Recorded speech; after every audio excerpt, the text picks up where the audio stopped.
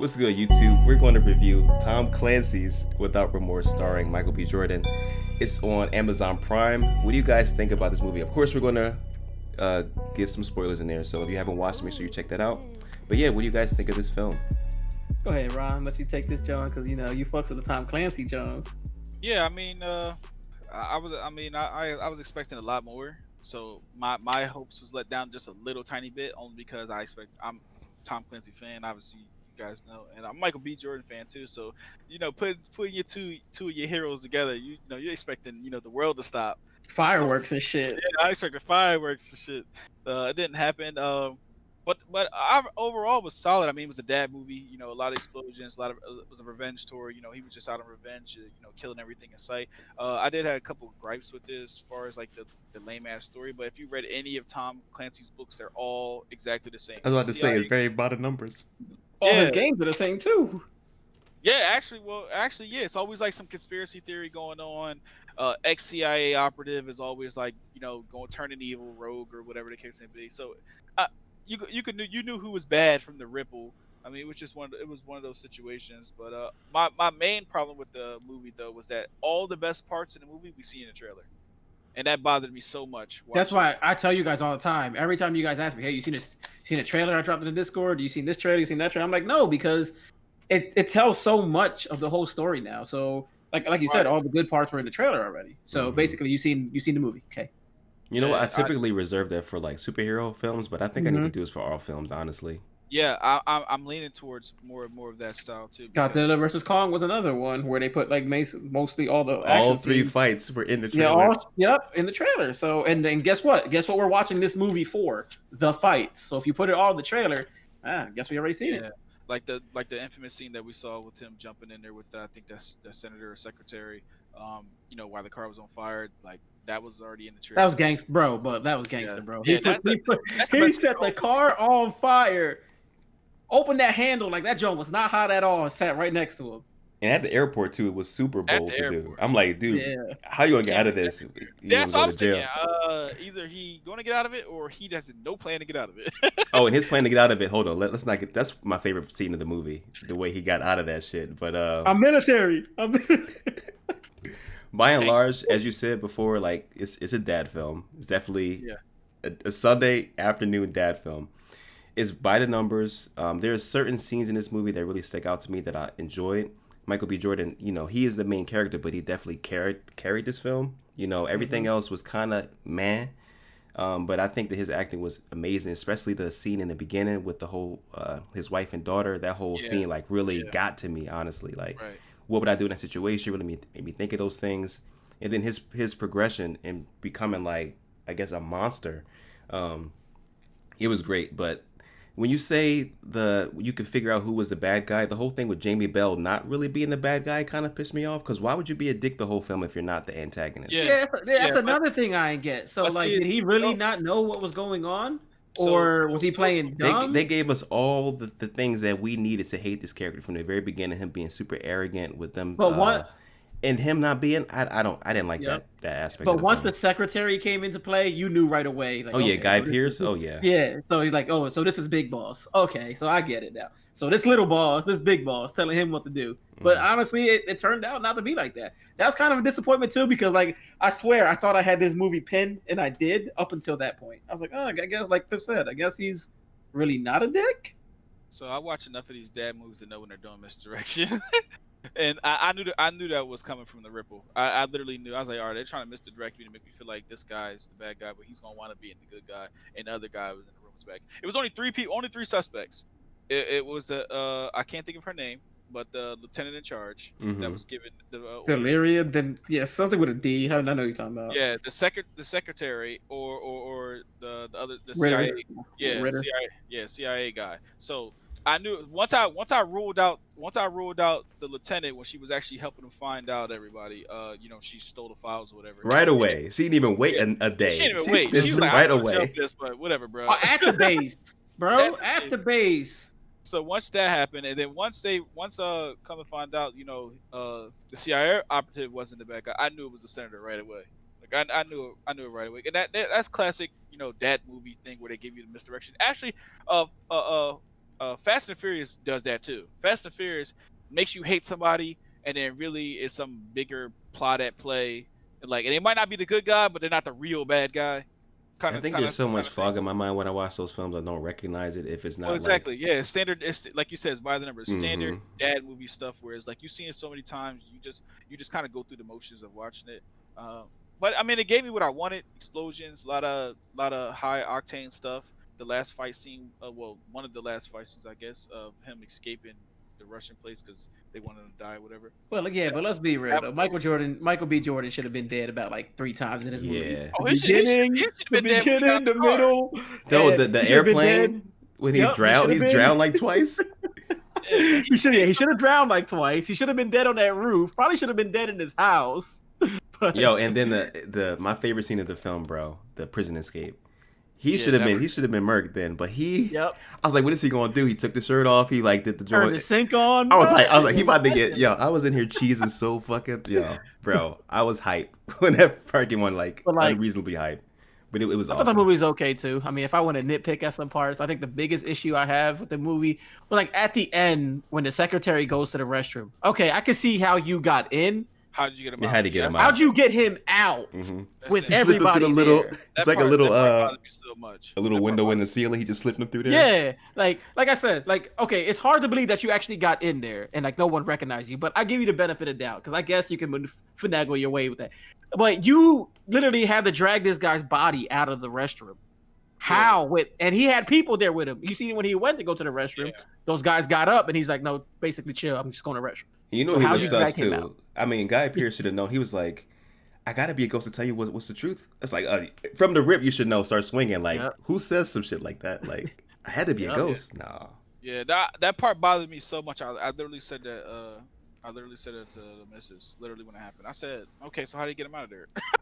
As soon as it happened, I said, "Okay, so how did you get him out here into the car unconscious? Like you couldn't have paid everybody off. There's no way you did that." Mhm. And I actually rewinded to look at the bathroom. I didn't see a window in sight. So Yeah, I that mean, was a whatever. whelp for me when I saw that. I thought the same thing, bro. I was like, well, movie, I guess. movie magic. It is what it is. Just the fact that he Okay, can I'm glad I wasn't being like nitpicky and like No, I mean, say, stuff like point something out like that. That's Yeah, like kind of stuff like irrelevant, but like No, he it a spy. did bother me. Yeah, I don't know, dude. It's just I don't know. It did bother me. It didn't ruin the movie for me, but it kind of ruined the ending, if that makes sense. But it is what it is. I thought it was okay though. Yeah, I enjoyed it, but I wouldn't watch it again. That's the only thing I would say. I mean, I watch it if it's like on TNT or something. If I'm like scrolling through channels, but the big takeaway I do take from this movie is the fact that Michael B. Jordan is like a huge like actor, and this movie went straight to Amazon. So I think that's something big. So Well, I mean, like, I think big actors. I think they have an agreement with them though, the Tom Clancy estate, because they did the Oh. show. They did the Jack Ryan show. They did 2 seasons of that. Yeah, so I just think it's cool seeing like these A-list actors doing like movies that are not going to movie theaters or instead coming to streaming services. I can't wait to see Michael B. Jordan Siege. That'd be fun. You saw the end credits, right? I didn't watch it because I didn't think there would be one, but I had to fast forward. I'm like, because if you're not a film in 2021 unless you have something after the credits.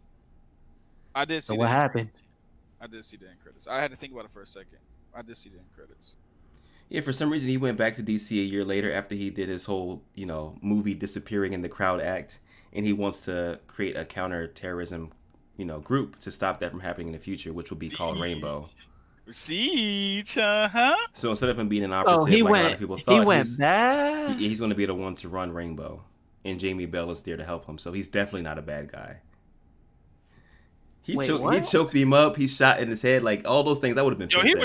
He was legit choking, boy. He went red. Yeah, he went purple, bro. He I deserved said, "Damn, he about to crush his damn windpipe." He was shaking too. He walked away. Are you out of your mind? And when he at the top of the steps and shit, he away Yo, imagine when they said, "And cut." He probably like, "Yo, my man, let me holler at you real fast." So a great motivation, Michael. Everything was great, but the trachea, bro. Like, can you not? Oh, I was just method acting, My man was really choking, boy. He went purple. Damn. So the end credits, he went back through all that. Nah, Yeah, I would have just rather. Can you imagine? Can you imagine the face on that? Who did he go back to? The Ritter dude? Yeah, he's in DC too. He's like looking at the. Can you imagine his face was like, "Yo, I gave you this money to get the fuck out of here. I vouched that you died, and we had a funeral for you. You just show up. Oh, Bro. speaking of the funeral, his new last name.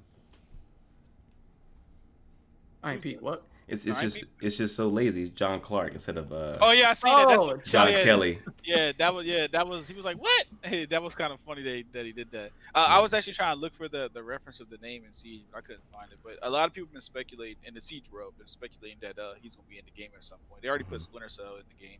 It'd probably be like a costume or something. Or a character. I mean, they put, like I said, they put Splinter Cell in there. So when he did when he was escaping the Russian police station, I thought that was going to be his character, and that was the end of the film. When he drove off, right? When he had the ballistic suit on or whatever, I'm like, this is another 20 minutes. But that's if he had taken that, he walked right past everybody. Yeah, he walked right past everybody. I get it. You're in the suit. That doesn't bother me. What bothered me is that you drove off. So an ambulance just drove off where there's a bunch of dead bodies around. And he got far enough away still with the wounds he had. Okay. That's movie magic right there. That's actually movie magic. Yeah, that stuff didn't take me out of it though. I love this film. Yeah. There were certain things I wish that I did watch another review about it, and it kind of tainted my my thought behind it. But it was something missing. I think that we had a couple scenes with Lauren London's character. I can't remember her, or Pam. That's her character's name. Yeah. Especially the first scene when she died, and he was the whole beginning when he was in the hospital and she was ripped away from him. I think that was beautiful. I think more films should do like surreal sequences like that. Anyways. But I think we should have had more flashbacks or more sentimental moments with him reminiscing about Pam and his daughter to kind of get that. I understand it was revenge, but it kind of made his character one note. He was so flat. That was his only driving force, if that makes sense. So he wasn't too complex for me. Yeah, I thought we was only kept getting. I thought we was only get like one or two of those moments too, where we were, we get to see at least how strong their connection was, because it's kind of like you didn't really get to see too much of it. You just knew that he had a wife that was pregnant, and that's kind of the only note they really hit there. I mean, they gave us some of the little flashbacks when he thought he was dead and stuff like that, but it really didn't push that narrative any further. That they were like how deep in love they were and things of that nature. Yeah, this is like one of those when you fridge the wife. This is like the trope, what they call it, when you like just fridge the wife, and that's like the motivation for the movie. And you kind of like just use her as a plot device instead of like fleshing the character out and giving John Kelly's character some more gravitas behind it. Because like I said, if they would have kept the same feeling that you got in the very beginning throughout the film, then I think it would have made this film so much better for me. Yeah. I mean, I enjoyed it. I just wouldn't watch it again only because. Yeah, I definitely wouldn't watch it again. The dad movies are. Those are one-offs though. Dad movies are always one-offs. Yeah, I agree. Like I feel the same way about the Fast and Furious movies. But even though like dad movies are like TNT movies where like you got nothing to watch, so you play it on in the background. That's where Fast and Furious goes every time. Mm-hmm. Yeah. This did motivate me to watch some of the older films. So Jack Ryan, of course, he has a few films, but John Kelly is in one of the films. I think it's The Sum of All Fears, and he's played by Willem Dafoe. So I was going to watch some of those films, and Harrison Ford is the main actor in that one. So it inspired me to get some of those films and watch them. I think they're on HBO Max. So they're somewhere where they're streaming. I'm going to check those out. A lot of Tom Clancy's on HBO. HBO Max. I mean, I read a lot of the books too. I mean, a lot of the characters. He has a nice little world going on there, but literally at the same time, it's all the same people. Yeah, they're all the same. They're all the same person, basically. They're all badasses. They all can take down, armies by themselves. So it's always some CIA operative that goes rogue too. That's always the crazy it's part. That Ethan Hunt, 007. Yeah, like, it's always like that. Yeah. So which yet again I do enjoy. So, but yeah, I enjoyed it. I just want to watch it again because most of the time the dad movies are just one-offs. You can't tell me the plot twice. Like I'm not gonna watch it twice, especially considering you showed me all the best parts of the movie in the trailers, which would kind of bummed me out. The only part you didn't show, did they show the airplane? Was there any trailers with the airplane? I don't remember. I only watched the trailer once. Yeah, there was two trailers, like trailer 1 and trailer 2, but I don't remember seeing an airplane in there. So that was the only thing that came as a surprise. Yeah. That and obviously the ending where the huge gunfight at the end where he was trying to sacrifice himself. Other than that, everything else, all the best. The jail scene was the best part, and him jumping in the car while I was. He's like, I'm gonna start snapping necks. He's like, hold up, chill.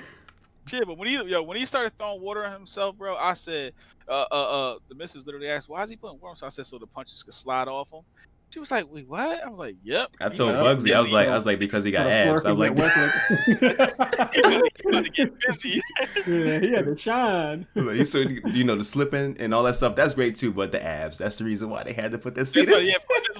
That's why they put the scene in. Yeah, that boy Creed all the time. All the time. I'm glad he was in it. I'm glad it went straight to digital. I enjoyed it.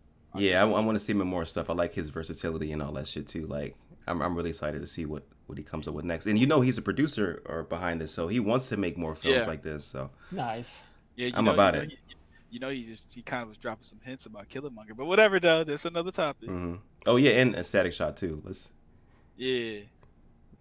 All right. Next time, guys. Until next time, we'll catch y'all later. Make sure that you subscribe to YouTube. Check us out on Anchor, Spotify, everywhere you listen to podcasts. It's always popping over there. Find us on Discord as well. All the links and stuff is in the description. But until next time, y'all take care. Oh shit.